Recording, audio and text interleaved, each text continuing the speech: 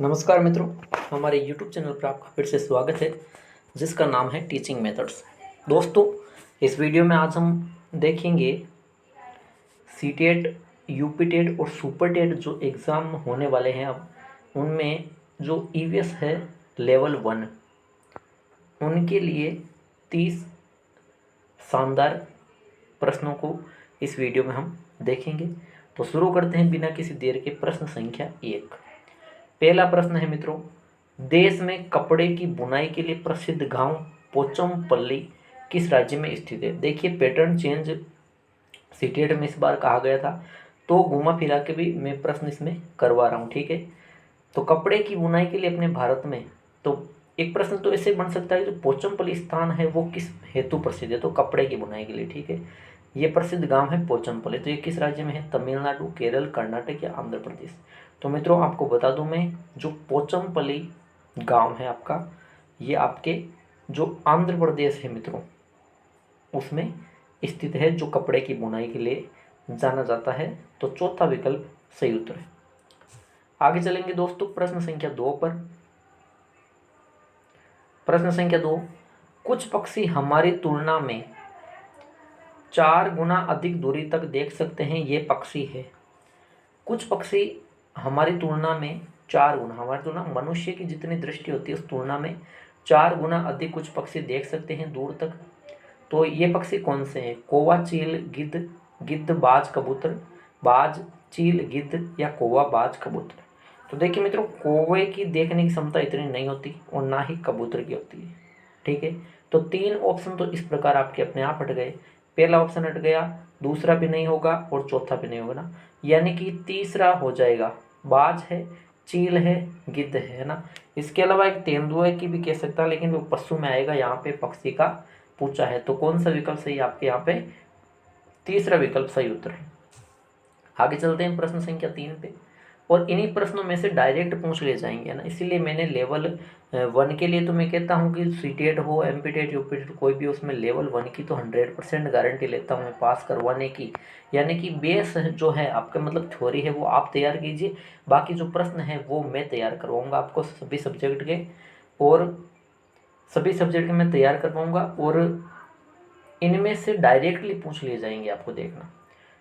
प्रश्न संख्या 3 है, ब्रेल लिपि में मोटे कागज पर उभरे हुए बिंदु बने होते हैं, ये लिपि आधारित होती है। तो ब्रेल लिपि यानी कि जिनसे जो अंधे बालक होते हैं उनको लिखना सिखाया जाता है, तो ये लिपि आधारित कितने बिंदुओं पर होती है? 4 बिंदुओं पर, 6 बिंदुओं पर, 8 पर या 10 बिंदुओं पर? तो सही उत्तर क्या हो जाएगा? 6 बिंदुओं पर। मित्रों, 6 बिंदुओं पर ब्रेल लिपि आधारित होती है। वेरी इंपॉर्टेंट क्वेश्चन है ये, याद रखिए। ठीक है, तो दूसरा विकल्प आपके प्रश्न संख्या 3 का सही उत्तर होगा। आगे चलेंगे प्रश्न संख्या 4 पे दोस्तों। प्रश्न संख्या 4, सारे के सारे प्रश्न, कुछ प्रश्न इनमें से पूर्व के एग्जाम में आ रखे हैं, एमपीटेट में, एचटेट में, जेटेट में, है ना, सीटेट में। चढ़ने वाले पशु वनस्पति को कैसे बदलते हैं? देखो, जो पशु चरने वाले हैं, समझ रहे हो, चरने वाले यानी कि पशु चरते हैं ना, तो वो जो वनस्पति चरते हैं यानी कि घास फूस वगैरह ना, तो उसको कैसे बदलते हैं, उसमें वो परिवर्तन कर देते हैं। तो किस प्रकार से करते हैं? बीज प्रकीर्णन द्वारा, पर परागण द्वारा, रोग फैलाकर या चुनकर चढ़ना? तो देखिए, जिस प्रकार जैसे घास वगैरह होती है उसको अगर पशु चढ़ते हैं मित्रों, तो क्या करेंगे, वो उसको चुनकर चरेंगे। आप कभी भी देख लो, जब आप कभी देखना, गाय चर रही हो, भैंस चर रही हो, बकरी चर रही हो, जो भी है ना, चरने वाले पशु है, भेड़ चर रही है ना, तो वो क्या करेंगे, वो जैसे घास है ना, उस पूरी घास को कभी नहीं खाते हैं ना, वो चुन चुन कर खाते हैं ना। क्यों? क्योंकि वो चुन चुन कर खाते हैं, उसकी जगह फिर क्या आती है, घास नई आ जाती है ना। तो इसका उत्तर कौन सा हो जाएगा? चुनकर चरना, है ना।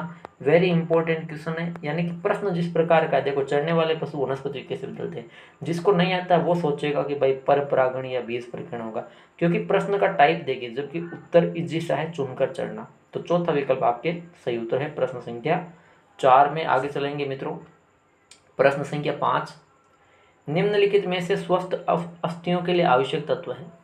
देखो, जो स्वस्थ अस्थियां यानी स्वस्थ हड्डियों के लिए आवश्यक तत्व कौन सा है? कैल्शियम एवं विटामिन डी, पोटेशियम एवं विटामिन डी, कैल्शियम एवं विटामिन ई या कैल्शियम एवं विटामिन सी?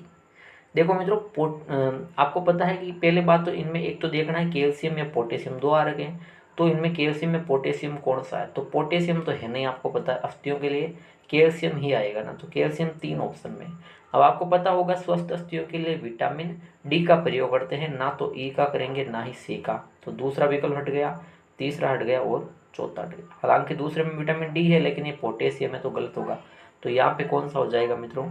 यहाँ पे हो जाएगा आपके कैल्शियम और विटामिन डी हो जाएगा। ठीक है, कैल्शियम और विटामिन डी हो जाएगा मित्रों, पहला विकल्प सही उत्तर है प्रश्न संख्या 5 में। शानदार अति महत्वपूर्ण प्रश्न है सारे के सारे। अगर पसंद आता है तो बिल्कुल लाइक करते जाइए।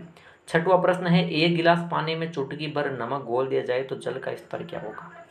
एक गिलास पानी है, ठीक है, उसमें आप चुटकी भर थोड़ा सा नमक घोल देते, उस एक गिलास पानी में, है ना, थोड़ा सा नमक घोल दिया आपने, तो जो जल का स्तर है, पानी का स्तर, वो क्या होगा? बढ़ेगा, घटेगा, एक समान रहेगा, या उसमें से कोई नहीं? आप थोड़ा सा ही तो डाल रहे हो, चुटकी भर डाल रहे हो, चुटकी भर से जो एक गिलास पानी है ना भाई, उसमें कोई असर नहीं होगा, यानी कि जल का स्तर क्या हो जाएगा? एक समान रहेगा, इसलिए तीसरा विकल्प यहाँ सही उत्तर होगा। आगे बढ़ेंगे प्रश्न संख्या 7 पर। हमारे देश में वन महोत्सव दिवस कब मनाया जाता है? अच्छा प्रश्न है मित्रों, और ये वेरी इंपॉर्टेंट क्वेश्चन की श्रेणी में आता है। वन महोत्सव पूछा अपने भारत में, वन महोत्सव दिवस कब मनाया जाता है मित्रों? 1 जुलाई, 10 अगस्त, 1 दिसंबर या 2 अक्टूबर? तो आपको बता दूं, वन महोत्सव दिवस पूछे तो 1 जुलाई को मनाया जाएगा। वन महोत्सव सप्ताह तो आपको पता है 1 जुलाई से 7 जुलाई हो जाएगा। तो पहला विकल्प सही उत्तर है प्रश्न संख्या 7 में। आगे बढ़ेंगे प्रश्न संख्या 8 पे दोस्तों। प्रश्न संख्या 8, निम्नलिखित में से कौन सा पदार्थ बायोगैस संयंत्र में प्रयोग नहीं होता? जो बायोगैस है ना, संयंत्र में कौन सा पदार्थ है वह प्रयोग नहीं होता है? हाँ या नहीं का ध्यान में रखना, ठीक है। तो देखो, पशुओं का मल बायोगैस में होता है, बिल्कुल होता है भाई पशुओं का मल, ठीक है। जैव जो अपशिष्ट कचरा है वो भी होता है। और मानव मल या खनिज तेल में से कौन सा होता है? खनिज तेल होता है। लेकिन मानव का मल से बायोगैस नहीं बनाई जा सकती, ये गलत है ना। तो कौन सा उत्तर हो जाएगा? प्रश्न संख्या 8 में आपके सही उत्तर है विकल्प नंबर 3। आगे चलते हैं प्रश्न संख्या 9 पे मित्रों। शानदार प्रश्न है। प्रश्न संख्या 9 है, स्मॉग या धुंध का निर्माण होता है। धुंध या जिसे स्मोक बोला जाता है, ये कैसे बनती है? इसका निर्माण कैसे होता है? वाष्प के संघनन से, धुआं और कोहरे से, कोहरा तथा NO2 या नाइट्रोजन ऑक्साइड से, या फिर धुआं और CO2 कार्बन डाइऑक्साइड से। तो आपको बता दूं मित्रों, जो स्मोक या धुंध बोला जाता है उसका निर्माण किससे होगा? धुएं और कोहरे के मिलने से होगा, यानी कि दूसरा विकल्प आपके सही उत्तर है। आगे बढ़ेंगे प्रश्न संख्या 10 के लिए। प्रश्न संख्या 10 है, ह्यूमस निर्माण में कौन सा एक है? देखो मित्रों, ह्यूमस निर्माण किसके लिए महत्वपूर्ण होता है? मिट्टी के लिए, भूमि के लिए, है ना, जो उपजाऊ भूमि हो जाती है उससे, है ना। होता क्या है, ह्यूमस का निर्माण होता है, मतलब एक वर्मी कंपोस्ट, आपने नाम सुना होगा मित्रों। क्या? वर्मी कंपोस्ट, यानी जो केंचुए के द्वारा जो तैयार की गई खाद होती है उसे बोला जाता है मित्रों वर्मी कंपोस्ट, ठीक है। तो उसमें क्या होता है? फिर केंचुआ होता है। इसके अलावा देखो एक ह्यूमस होते हैं ना, ह्यूमस कब बनते हैं? भूमि उसमें क्या होगी? उपजाऊ हो जाती है। भूमि क्या हो जाती है मित्रों? उसमें उपजाऊ होती है, उपजाऊ हो जाती है। लेकिन ह्यूमस बनाने में कौन सा एक है? उस मिट्टी को ह्यूमस कौन बनाते हैं? केवल केंचुए नहीं बनाते। केंचुए क्या कर देते हैं? जमीन को पोली कर देते हैं ना, खड्डे कर देते हैं, फिर ह्यूमस का निर्माण होता है। फिर ह्यूमस वगैरह है, मिट्टी वगैरह है, ऊपर से सूर्य का प्रकाश, ये सभी आपस में मिलकर उस भूमि का उपजाऊ बना देते हैं, नाइट्रोजन करके स्थिरीकरण कर देते हैं। तो ह्यूमस निर्माण किन से बनता है? उसमें सहायक है अपघटक, उत्पादक, उपभोक्ता या उपयुक्त सभी। उपयुक्त सभी की तरफ ज़्यादा ध्यान जाता है, लेकिन पैटर्न चेंज हो गया, मैंने पहले ही कह दिया था, इसलिए उपयुक्त सभी को अच्छी तरह पढ़कर, मैंने ये नहीं कहा कि हर प्रश्न का उत्तर उपयुक्त सभी नहीं होगा। पहले क्या होता था अब तक कि जहाँ भी उपयुक्त सभी आया बिल्कुल लगा दिया सही उत्तर, अब ऐसा नहीं होगा ना। पहले अच्छी तरह पढ़िए। तो ह्यूमस निर्माण में कौन सा सहायक है मित्रों? अपघटक सहायक होते हैं। पहला विकल्प सही है प्रश्न संख्या 10 में। आगे चलते हैं प्रश्न संख्या 11वें के लिए दोस्तों। प्रश्न संख्या 11वां देखो, अत्यधिक चारण का परिणाम है। अत्यधिक चारण समझो, चारण मतलब क्या होता है? पशुचारण। चारण मतलब पशुचारण। अब ज्यादा पशुओं को आप चराओगे तो उसका परिणाम क्या होगा, ये पूछा गया है। तो देखो मृदा में प्रदूषण होगा, जलवायु में परिवर्तन आएगा, या मृदा में अपरदन या ताप प्रदूषण। तो देखो मृदा प्रदूषण भी नहीं होगा और ताप में प्रदूषण नहीं होगा, ना ही जलवायु में परिवर्तन होगा। अत्यधिक पशुचारण से होता क्या है मित्रों, मृदा का अपरदन होगा। चौथा विकल्प आपके सही उत्तर है। आगे चलेंगे मित्रों प्रश्न संख्या 12वें पर। प्रश्न संख्या 12वां है और ऐसे प्रश्न देखो शुरुआत से आ रहे हैं सीटेट में, यूपी टेट, सुपर टेट में ना, यानी कि किसी भी राज्य अपने उस मतलब नक्शा है ना अपना देश का, उसको रट के जाना है भाई साहब, नक्शा है उसको अच्छी तरह से समझ के जाना है, ठीक है।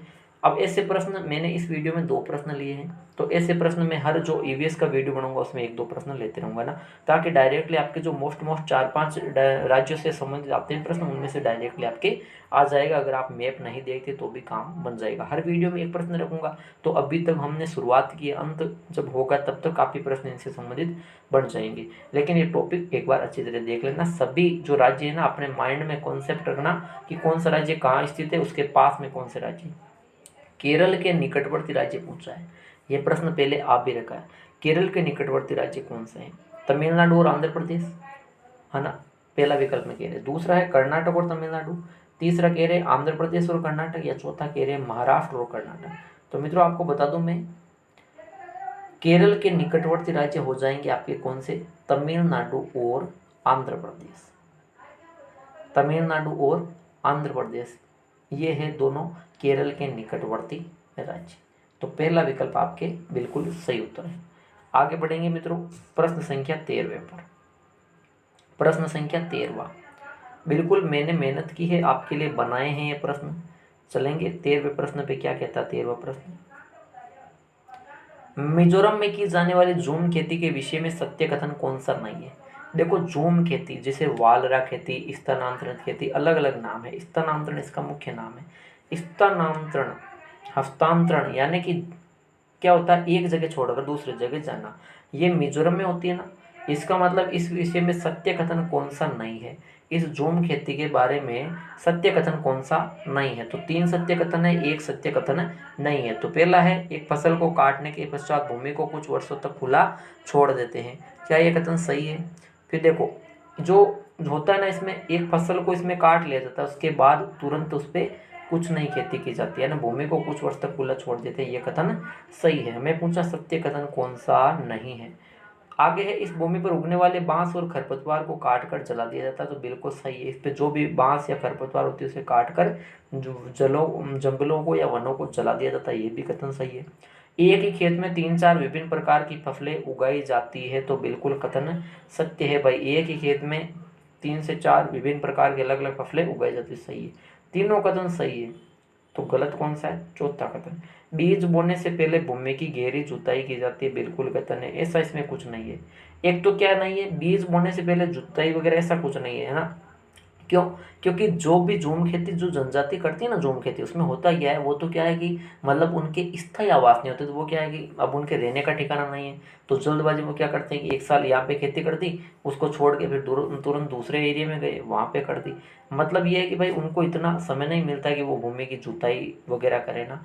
तो एक तो जुताई नहीं करेंगे, दूसरा अगर आ जाए कहीं पे कि जैसे कृत्रिम और जो रासायनिक दवाइयों, कृत्रिम और रासायनिक दवाइयों या उर्वरकों का अगर वो प्रयोग करते हैं तो ये भी गलत चीज़ है, ऐसा भी वो नहीं करते हैं, ये भी याद रखना। तो यहाँ पे आपके चौथा विकल्प बिल्कुल सही उत्तर है। आगे चलेंगे प्रश्न संख्या 14वें में मित्रों।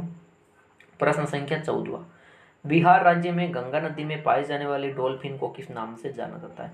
अभी रीट में आपने देखा होगा, रीट ईवीएस में एक प्रश्न आया था डॉल्फिन से संबंधित, है ना, कि डॉल्फिन क्या है, अपने देश का मतलब भारत का क्या है, राष्ट्रीय जलचर जीव है। राष्ट्रीय जलचर जीव है मित्रों, उसका नाम है गंगा डॉल्फिन। यानी कि बता दिया गंगा नदी में पाई जाएगी इसलिए गंगा डॉल्फिन ना। इसको और किस नाम से जाना जाता है, रोहू, कैटफिश, सुसु या सोन मछली। तो आपको बता दूं मैं, इस जो गंगा डॉल्फिन है ना, इसको सुसु के नाम से जाना जाता है। वेरी इंपॉर्टेंट क्वेश्चन है मित्रों, और तीसरा विकल्प यहाँ पे सही उत्तर हो जाता है। आगे चलेंगे प्रश्न संख्या 15वें में मित्रों। प्रश्न संख्या 15वां है, निर्जलीकरण से ग्रस्त बालक के शरीर में किस पदार्थ की कमी हो जाती है। देखो नाम है निर्जलीकरण यानी बिना जल के, तो सीधे आप ऑप्शन में जाओगे 1 नंबर में ना, ऐसे ही बालक गलत करते हैं। सारी चीज़ों को पढ़ो। निर्जलीकरण से ग्रस्त बालक के शरीर में किस पदार्थ की कमी हो जाती है। अरे भाई निर्जलीकरण है, यानी कि निर्जलीकरण की जो प्रक्रिया होती है तो बालक के शरीर में जल की भी होती है और लवण की भी होती है। रक्त की कमी शुरुआत में नहीं होती है ना, लवण और जल इन दोनों पदार्थों की कमी हो जाती है। यानी तीसरा विकल्प सही उत्तर है प्रश्न संख्या 15 में। आगे बढ़ेंगे प्रश्न संख्या 16 पे। समाज की कौन सी इकाई में रक्त संबंधों का पाया जाना अनिवार्य है? देखो परिवार, पास पड़ोस, संबंध, रिश्ते, ये आपके टॉपिक है तो वहां से प्रश्न लिया गया है, ठीक है। और इसका उत्तर आपको पता ही है, समाज की ऐसी इकाई जिसमें रक्त संबंध पाए जाते हैं, जो आपसी सदस्य मिलकर संतान उत्पन्न करके जो परिवार बनाते हैं उसमें रक्त संबंध होते हैं उस विवाह में। तो कौन कर किस किस संस्था में होते हैं, किस इकाई में होते हैं? परिवार में होते हैं। समुदाय, पास पड़ोस, गांव, ये बाद की बातें हैं, ठीक है। तो विकल्प दूसरा सही रहेगा प्रश्न संख्या 16 में। आगे चलेंगे मित्रों प्रश्न संख्या 17 में। प्रश्न संख्या 17 देखिए साथियों, निम्न में से कौन सा ऊर्जा का स्रोत कभी पर्यावरणीय प्रदूषण नहीं करते? ऊर्जा का ऐसा स्रोत जिससे कभी पर्यावरण प्रदूषण नहीं होता, ये पूछा गया। तो सौर ऊर्जा, पेट्रोलियम, कोयला या नाभिकीय ऊर्जा। तो मित्रों आपको बता दूं मैं, नाभिकीय ऊर्जा से तो क्या पर्यावरण प्रदूषण होता है, कोयले से भी होता है और पेट्रोलियम से भी प्रदूषण होता है। हमें पूछा क्या है, पर्यावरण प्रदूषण कौन सा नहीं करता है ना, तो वो है मित्रों सौर ऊर्जा। इससे किसी भी प्रकार का पर्यावरण प्रदूषण नहीं होता है। तो पहला विकल्प आपके सही रहेगा। आगे चलेंगे प्रश्न संख्या 18 पे मित्रों। शानदार प्रश्न है सभी। प्रश्न संख्या 18 देखो, सजीवों में ऑक्सीश्वसन की प्रक्रिया में ऊर्जा अवमुक्त होती है। देखो सजीवों में जो ऑक्सीजन का श्वसन प्रक्रिया होती है तो फिर उसमें ऊर्जा कितनी अवमुक्त होती है ना, 573 kilo calorie, 280 kilo calorie, 742 kilo calorie, 673 kilo calorie. Very important question है और 1 से 2 प्रश्न ऐसे टफ प्रश्न है और यही सिलेक्शन वाले प्रश्न होते हैं। इसका सही उत्तर होगा विकल्प नंबर 4, 673 किलो कैलोरी। आगे चलेंगे प्रश्न संख्या 19 पे मित्रों। दक्षिणी गोलार्ध का सबसे लंबा दिन किस दिन होते हैं? एक बार ये प्रश्न सीटेट में पहले पूछा जा चुका है, याद रखना। वापस लाया हूँ क्योंकि पूर्व जो एग्जाम में जितने भी आपके पेपर हुए ना वो सारे के सारे आपको देख के जाना है ना, क्योंकि 4 से 5 नंबर आपके तय हो जाते हैं अगर आप पिछले एग्जाम, जो भी एग्जाम आप दे रहे हैं उसके पिछले पेपर देखोगे तो। दक्षिणी गोलार्ध का सबसे लंबा दिन पूछा है मित्रों, ठीक है, किस दिन होता है? 21 मार्च, 21 जून, 23 सितंबर या 22 दिसंबर। तो दोस्तों इसका सही उत्तर होगा 22 दिसंबर को दक्षिणी गोलार्ध का सबसे लंबा दिन होता है। चौथा विकल्प सही उत्तर है। आगे चलेंगे प्रश्न संख्या 20 पे। निम्न में से कौन सा पक्षी काफी हद तक अपनी गर्दन को पीछे तक घुमा सकता है? ऐसा कौन सा पक्षी है जो काफी हद तक, पूरा नहीं कह सकते है ना, पूरा गोल नहीं कह सकता हूँ, लेकिन काफी हद तक वो अपनी गर्दन को पीछे तक घुमा सकता है, ये पूछा है। उल्लू, मैना, कोयल या कौवा। तो ऐसा पक्षी कौन है? मैना, कोयल, कौवा नहीं है मित्रों, ऐसा पक्षी है आपके उल्लू। विकल्प 1 सही है प्रश्न संख्या 20 में। आगे बढ़ेंगे प्रश्न संख्या 21 में। सारे प्रश्न अति महत्वपूर्ण प्रश्न है ना, घास नहीं काटा है मैंने, मेहनत करके प्रश्न ढूंढे हैं फिर बनाए आपके लिए। निम्न में से कौन से राज्य जम्मू कश्मीर के पड़ोसी राज्य? मैंने पहले ही कह दिया था कि 2 प्रश्न इस में इस प्रकार के प्रश्न है ना। टाइप भी बता दूंगा कि किस टॉपिक से प्रश्न जरूर आएंगे आपके ना, वो भी बाद में मैं बता दूंगा, ठीक है। इस टाइप का तो मैंने पहले ही बता दिया, मैप को देखना जरूरी है, प्रश्न आएंगे। अभी पहले हमने क्या पढ़ा, केरल के निकटवर्ती राज्य, कभी पूछ लेंगे झारखंड के निकटवर्ती राज्य, कभी पूछेंगे जम्मू कश्मीर के पड़ोसी राज्य, निकटवर्ती या पड़ोसी राज्य, ठीक है। तो जम्मू कश्मीर के पड़ोसी राज्यों में अब मान लीजिए कि अगर 2 ऑप्शन सही लग रहे हैं आपको तो उनमें से एक ये भी हो सकता है जम्मू कश्मीर के सबसे पड़ोसी राज्य कौन से? पंजाब उत्तराखंड, हिमाचल प्रदेश पंजाब, हिमाचल प्रदेश उत्तर प्रदेश या उत्तराखंड राजस्थान। तो इसका सही उत्तर क्या हो जाएगा मित्रों? जम्मू कश्मीर के पड़ोसी राज्य कौन से हैं? तो जम्मू कश्मीर के पड़ोसी राज्य में आ जाएंगे एक तो हिमाचल प्रदेश और दूसरा आ जाएगा मित्रों पंजाब, ठीक है। तो याद रखना, वेरी इंपॉर्टेंट क्वेश्चन है ये, आपको बता दूं मैं, वेरी इंपॉर्टेंट क्वेश्चन है ये, ठीक है। और हिमाचल प्रदेश और पंजाब ये जम्मू कश्मीर के 2 पड़ोसी राज्य हैं। तो दूसरा विकल्प सही है प्रश्न संख्या 21 में। आगे चलेंगे प्रश्न संख्या 22 देखते हैं। लीजिए घुमाया हुआ प्रश्न है, मैंने कहा कि नया पैटर्न है, पैटर्न चेंज मतलब प्रश्न का जो नेचर होता है वो चेंज कर दिया। हालांकि इस प्रकार के प्रश्न किस प्रकार आते हैं आपको पता है, एक बार आया हुआ है प्रश्न लेकिन मैंने घुमा दिया। किस प्रदेश में निर्मित मकान जमीन से 3.5 मीटर ऊंचाई पर बने होते हैं तथा जो मजबूत बांस के खंभों पर टिके हुए होते हैं? समझ रहे हो आप? आपको ये प्रश्न देखते ही उत्तर मालूम, मेरे को पता है कि आप उत्तर जानते हो, लेकिन प्रश्न को घुमा दिया। क्यों? क्योंकि मैं बताना चाहता हूँ इस प्रकार प्रश्न घूमेगा। तो मध्य प्रदेश, राजस्थान, बिहार, इन तीनों में ऐसे घर नहीं बनाए जाते हैं। ऐसे घर बनाए जाते हैं असम, या कहीं पे असोम नाम मिलेगा नया नाम, वो दोनों सही है, ठीक है। तो असम में ऐसे घर मिलते हैं जो बांस के खंभों पर बनाए जाते हैं, टिके हुए होते हैं, जमीन से 3.5 मीटर की ऊंचाई पे बने होते हैं। अंदर से मकान है ना, वो लकड़ी के होते हैं। और जो छत होती है ना, छत वो किस प्रकार की होती है? ढालू छत होती है। छत ढालू होती है और अंदर से मकान लकड़ी के से बने होते हैं, बांस के मजबूत खंभों पर टिके होते हैं और इनमें सर्वाधिक वर्षा आती है। तो फिर ये कौन सा प्रदेश है? ऐसा प्रश्न था, मैंने घुमा दिया, और ऐसे ही प्रश्न घूम के आएंगे। तो तीसरा विकल्प सही उत्तर है प्रश्न संख्या 22 में। आगे बढ़ेंगे प्रश्न संख्या 23 पे। बहुत ही शानदार ये प्रश्न पत्र बनाया मैंने मित्रों आपके लिए। हमारे देश में पारंपरिक कलाओं में प्रसिद्ध स्थान वर्ली कहाँ स्थित है? ये प्रश्न भी एक बार सीटेट में पूछा गया है ना, लेकिन घुमावदार तरीके से। पारंपरिक जितनी भी कलाएं हैं, है ना, वो याद रख लेना, 4 से 5 है। जैसे कलमकारी हुई, वर्ली हुई, है ना, इस प्रकार 4 से 5 कलाएं हैं मित्रों। मैं आपको करवा ही दूंगा अगर नहीं पढ़े तो भी। बस ये है कि जो प्रश्न मैं करवा रहा हूँ ना, उनको आप माइंड में फिट कर लीजिए, तब आपका आसानी से सीटेट लेवल 1 निकल जाएगा। तो पारंपरिक कला है, पहली बात पारंपरिक कला के लिए प्रसिद्ध है। दूसरी बात कौन सा स्थान? वर्ली। तीसरी बात आती है किस राज्य में स्थित है? ये है मित्रों महाराष्ट्र में। चौथा विकल्प सही उत्तर है प्रश्न संख्या 23 में। आगे बढ़ेंगे प्रश्न संख्या 24 के लिए। भारत के किस क्षेत्र में अधिकतम भूस्खलन की घटनाएं होती है? अधिकतम भूस्खलन की घटनाएं कहाँ पे होगी? जहाँ पे ज्यादा पर्वत होंगे, ऊंचाई पे पर्वत होंगे। तो हिमालय, उत्तरी घाट, उत्तर पूर्वी पहाड़, या पश्चिमी घाट में नीलगिरी। तो इसका सही उत्तर हो जाएगा मित्रों हिमालय, ठीक है। हिमालय में सर्वाधिक आपको पता है पहाड़ ही पहाड़ है, तो अधिकतम भूस्खलन की घटनाएं वहीं होती है। पहला विकल्प सही है प्रश्न संख्या 24 में। आगे चलते हैं, प्रश्न संख्या 25 देखते हैं मित्रों।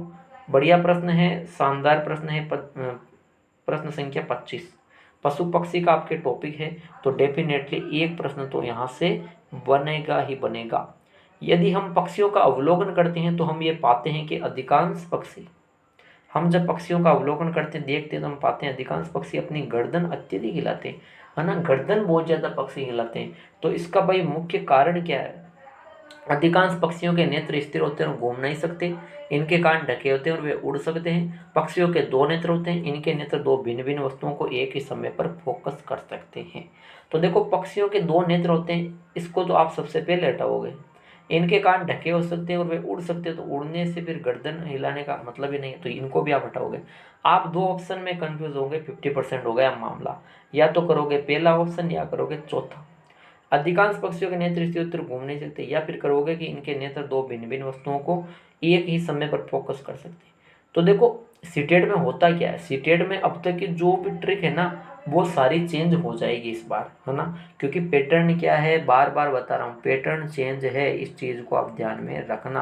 पैटर्न चेंज है मतलब ट्रिक भी इस बार चेंज करनी पड़ेगी। होता क्या है सीटेट में, बड़ा प्रश्न आया और उत्तर नहीं आते तो क्या करेंगे? जिस विकल्प में बड़ा लंबी लाइन है ना, उसी को उत्तर ठोक दिया। आप यहाँ पे चौथे को ठोकोगे, लेकिन चौथा यहाँ पे नहीं होगा। यहाँ पे होगा अधिकांश पक्षियों के नेत्र स्थिर होते हैं और वो नेत्र घूम नहीं सकते, तो इसीलिए वो गर्दन हिलाकर देखते हैं ना, यानी कि उनकी आंखें नहीं हिलती है तो क्या हिलते हैं? उनकी गर्दन हिलती है। ये याद रखना, वेरी इंपॉर्टेंट क्वेश्चन है मित्रों, है ना। जब गर्दन को हिलाते हैं ना, इसका मतलब यही है कि गर्दन हिलती है, नेत्र नहीं हिलते, इसीलिए वो नेत्र स्थिर होते हैं और घूम नहीं सकते, नेत्र घूम नहीं सकते, तो गर्दन अत्यधिक हिलाते हैं। पहला विकल्प सही उत्तर है प्रश्न संख्या 25 में। आगे बढ़ेंगे प्रश्न संख्या 26 पे। रीना आम पसंद करती है, वह इन्हें जाड़े के लिए यानी सर्दी के मौसम के लिए संरक्षित रखना चाहती है। निम्न में से कौन सा तरीका संरक्षण हेतु सर्वाधिक उपयुक्त है आम के लिए? रेफ्रिजरेटर में संचित करके रखेगी, अचार व आम पापड़ बनाएगी, प्लास्टिक के थैले में रखेगी, या जूस तैयार करके वायुरोधी डिब्बे में संचित करेगी। तो अगर आम का संरक्षण करना है वो भी जाड़े के मौसम तक, तो सीधा सा उपाय है भाई, अचार बना लो या फिर आम पापड़ बना लो। बाकी इसको हम बिल्कुल आम को जो कहते हो सुरक्षित नहीं कर सकते, ना रेफ्रिजरेटर में कर सकते, ना प्लास्टिक के थैले में, ना ही जूस तैयार करके वायुरोधी डिब्बे में संचित कर सकते हैं। सीधा उत्तर है अचार व आम पापड़ बनाना। दूसरा विकल्प सही है प्रश्न संख्या 26 में। आगे बढ़ेंगे प्रश्न संख्या 27 के लिए। देखते हैं प्रश्न संख्या 27वां टॉपिक है मित्रों। टॉपिक सुना होगा आपने। आपके जो देखो टॉपिक है ना, आवास, किस प्रकार के घर कहाँ पे बनते हैं ना, वो अपने भारत के राज्य से संबंधित है ना। ये भारत के बाहर विश्व से भी आपके प्रश्न आ सकते हैं, ठीक है। तो टॉपिक वगैरह हुआ है ना, इग्लू वगैरह हुआ, इनके बारे में आपको बेसिक नॉर्मल जानकारी रखनी है। तो ये टॉपिक क्या है, ये टॉपिक आवास से मैंने बता दिया, ठीक है।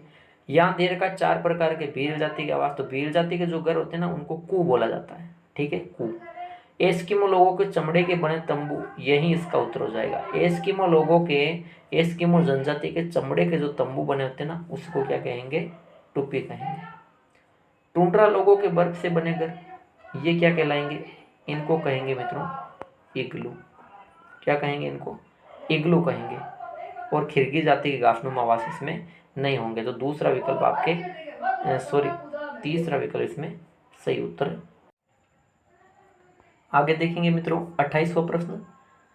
प्रश्न संख्या 28वां कह रहा है वस्त्रों को सुरक्षित रखने के लिए किस वृक्ष की पत्तियां सुखाकर बक्से में नीचे रखी जाती है। देखो वस्त्रों को सुरक्षित रखना है, यानी कि वस्त्रों को जो कीड़े होते हैं ना वो काट लेते हैं, ठीक है।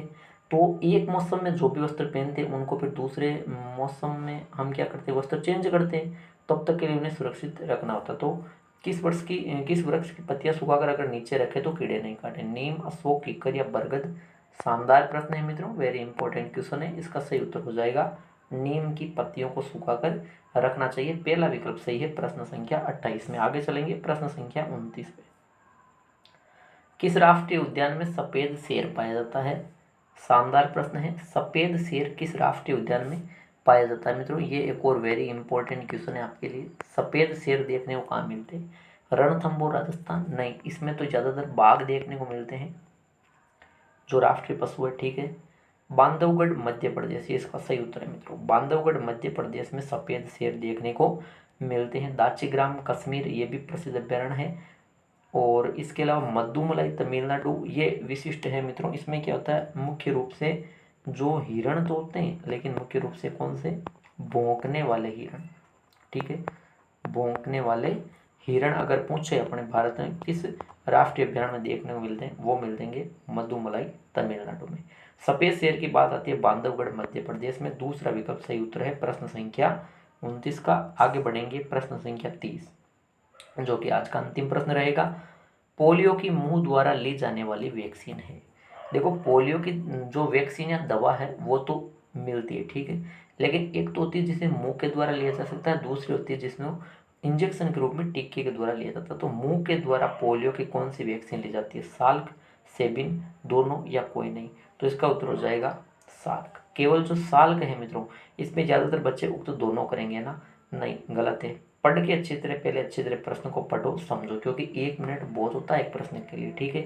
तो साल्क जो दवा है, जो वैक्सीन है, वो पोलियो की होती है, मुंह के द्वारा दी जाती है, सेबिन नहीं दी जाएगी, ठीक है। तो विकल्प 1 सही है प्रश्न संख्या 30 में। तो दोस्तों ये थे आपके ईवीएस के सीटेट, एमपीटेट, यूपीटेट, सुपरटेट के लिए लेवल 1 ईवीएस के लिए। और जो अभी यही है कि सभी राज्यों में लेवल जो 2 वाले हैं वो लेवल 1 का फॉर्म भरते हैं, तो उनके लिए भी काम में आने योग्य, यानी लेवल 1 और 2 दोनों के लिए ईवीएस के शानदार 30 प्रश्न हैं। और निश्चित इनसे मेरी गारंटी है कि ईवीएस के 30 में से 30 आप कर सकते हो मित्रों, है ना। तो कमेंट बॉक्स में 30 में से कितने प्रश्न आपके सही हो रहे हैं, ये बिल्कुल स्कोर कितना है वो आप कमेंट कीजिए। वीडियो अच्छा लगा तो बिल्कुल वीडियो को लाइक कीजिए और ज़्यादा से ज़्यादा शेयर कीजिए। जो चैनल पर नए हैं तो चैनल को सब्सक्राइब कीजिए। ठीक है दोस्तों, धन्यवाद।